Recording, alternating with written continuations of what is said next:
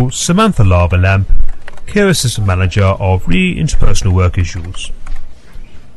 Dear Mrs. Lava Lamp, I am writing to you regarding our recent meeting, in which I logged a formal complaint against our employers, the Industrial Accountant Merchant Facilitators of Mark Markson and Mark plc.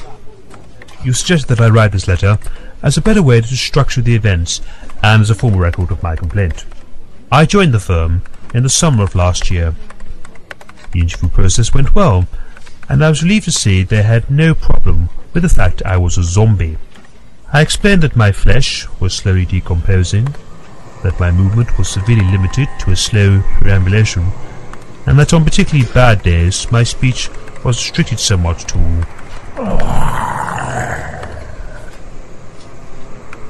They said this did not matter, as they liked my get-up-and-stagger attitude. In fact, we all had a little joke when I lurched forward to try and bite through the neck of one of the interviewers and taste their sweet, sweet flesh. It was only a month or so later that I began to realize that the firm was not at all zombie-friendly. I was given a formal complaint for devouring and eating 3 young work experience students.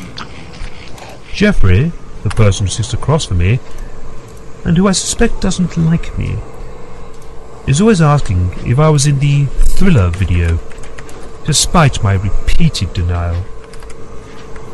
He then normally remarks that all zombies look the same to him anyway, which I think is unbelievably zombieist in this day and age. I thought things couldn't get much worse, but during the Christmas party I met Nicholas Staplegum, who, as I'm sure you know, is the vampire who works in the Proactive Real-World Evaluation Department. After a rather heated argument, I woke up the next day with a painful headache, 2 bite marks on my neck, and a newfound fondness for Bela Lugosi. As a fresh zombie vampire, I'm even more looked down upon by society, and made my work even more unbearable. I now had to stagger my way into work in the middle of the night and leave before sunset, lest I'd be turned to dust. And also, let's be honest, the canteen really should rethink its main menu of slow-roasted garlic with garlic trimmings, garlic sauce and garlic creme brulee. Also, why has Jeffrey suddenly taken up whittling? Especially as everything he whittles looks like a steak. And yes, although the coffee machine does serve blood, it's served cold, when surely every sane person knows it should always be dispensed at room temperature. As well, I suspect our firm is unaware that the scalable content-free night caretaker, Carl Cheeseburger, has a secret. As I worked through the night, trying to finish the Idiom Contract Paradigm account and drinking another steaming cold cup of blood, I was confronted by the snarling, grisly and feral Miss Cheeseburger in full werewolf mode. I woke up the next day with a painful headache, covered in bite marks, my left arm and right leg missing, and a newfound predilection to pedigree chum. Now, zombie vampire werewolves have never had it easy in this world, and I'm no different. My flesh is still rotting. I've got precious few limbs left. I'm always having to get off the couch. Nobody in the office scratches my belly when I roll over. And I'm currently having to shave 12 times a day. Also, despite how much he protests, I know it was Jeffrey who sent the email around the office about having your pets neutered. Sadly, things have got a lot worse since our last meeting. My frustration and anger at the treatment I had received led to me taking my own life.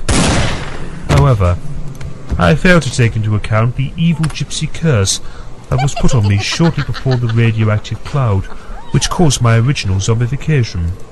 Because of this, it means I am never able to leave this earthly plane. So now, because of my unfortunate suicide, I have to contend with being a zombie vampire werewolf ghost for all eternity. My ghostly corporeal nature has solved some problems. I am now able to move through objects much more freely, but my lack of a physical presence means I can no longer do things such as wear a hat, smoke a pipe, or play the bagpipes. 3 things I used to so love doing. Combine this with my current aversion to sunlight, crosses, silver bullets, garlic, crossing the streams, wooden stakes, Peter Cushing, chainsaws, Ouija boards, Michael Jackson, pitchforks, Yvette Fielding, and strange gypsy ladies, and you see why I have to regrettably resign my post. I hope the next cursed radioactive zombie vampire werewolf ghost you employ will have more luck than me. And besides, I saw Jeffrey in the corridor, and when he saw I'd become a ghost, he began chasing me with a vacuum cleaner. Yours sincerely, Harold Lionbar.